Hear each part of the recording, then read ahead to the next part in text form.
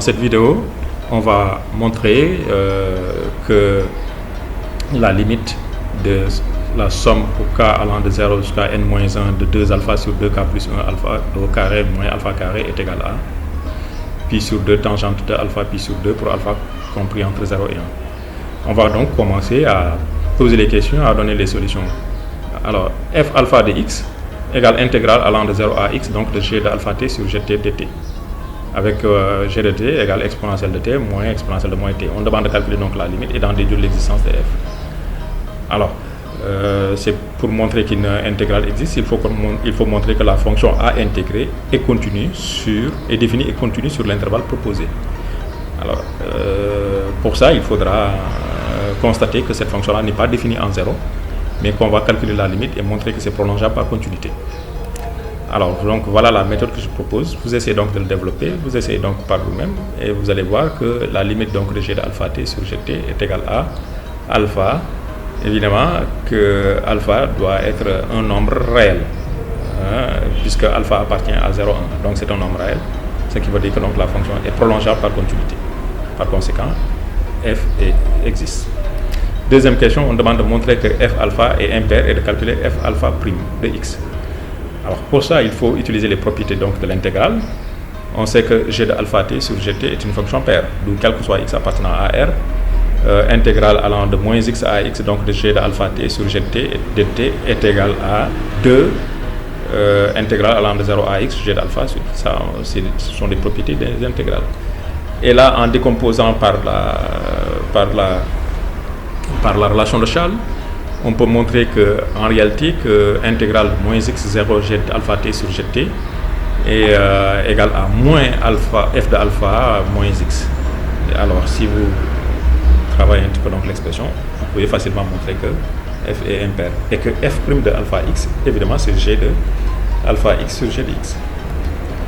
Alors, en déduire donc le sens de variation de f alpha, le sens de variation de f d'alpha, puisque f' de alpha de x est égal à g de alpha x sur g de x, il faut constater que donc exponentielle de t moins exponentielle de moins t est un terme positif. Pour t positif, vous pouvez le vérifier, et que exponentielle de alpha t moins exponentielle de moins alpha t est aussi positif pour t positif, quel que soit alpha appartenant à 0,1. Alors donc le rapport est positif. Donc ce qui veut dire que quel que soit x appartenant à R, f' de alpha de x est positif, f par conséquent est strictement croissante sur R. Alors on demande de montrer aussi que pour t supérieur à 0, g de alpha t sur gt est inférieur à exponentielle de alpha moins 1t. Alors là, je propose donc d'étudier donc le signe de g de alpha x sur t moins exponentielle de moins alpha t. Et si vous étudiez le signe, vous faites donc on va avoir à étudier donc le signe de exponentielle de alpha moins 1 et à comparer ces deux termes-là. Alors vous pouvez aussi utiliser donc la deuxième méthode, ça vous l'avez aussi en classe de seconde. La comparaison entre donc des fractions par l'ordre dans R, si vous vous souvenez bien. D'accord. Alors, on dit que quel que soit x appartenant à 0, f alpha de x est inférieur à 1 sur alpha. Puisqu'on avait déjà donc un premier encadrement donc de g de alpha t sur gt, on peut s'en servir pour montrer que donc, et en comparant ce terme-là avec le terme qu'on demande ici, vous pouvez facilement montrer que f d'alpha. Donc là, je donne rapidement donc les solutions, et c'est permettre aussi donc de pouvoir les arrêter, la vidéo, et en profiter, l'arrêter et essayer donc de travailler tout seul. D'accord.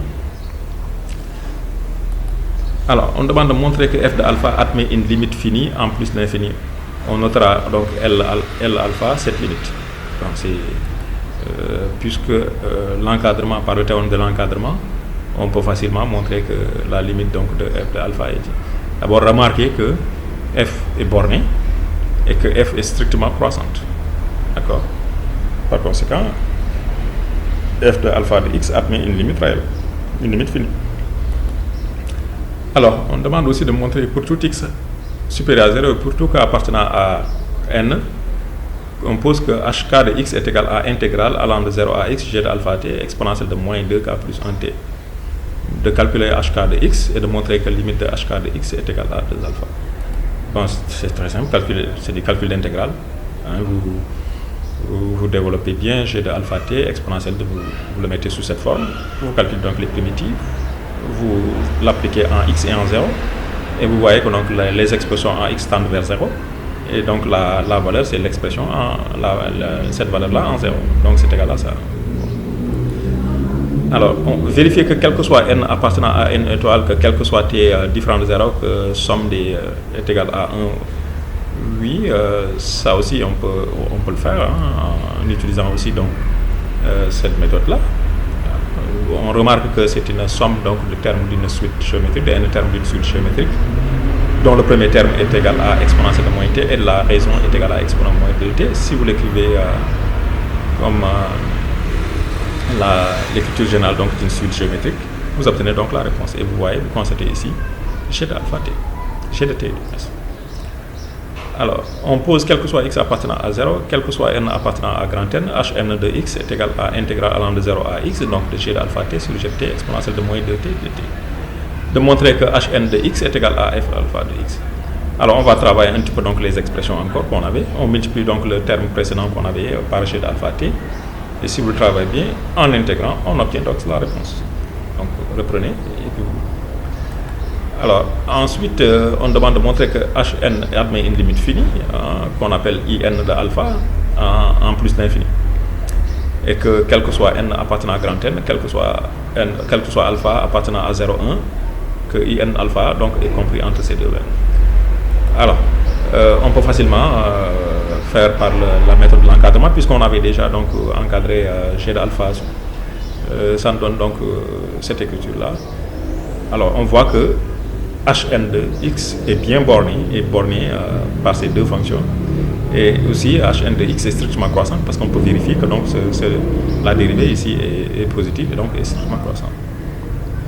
Et enfin, donc, de déterminer donc, la limite de in de alpha quand n tend vers plus l'infini, par le théorème de l'encadrement, ça donne 0.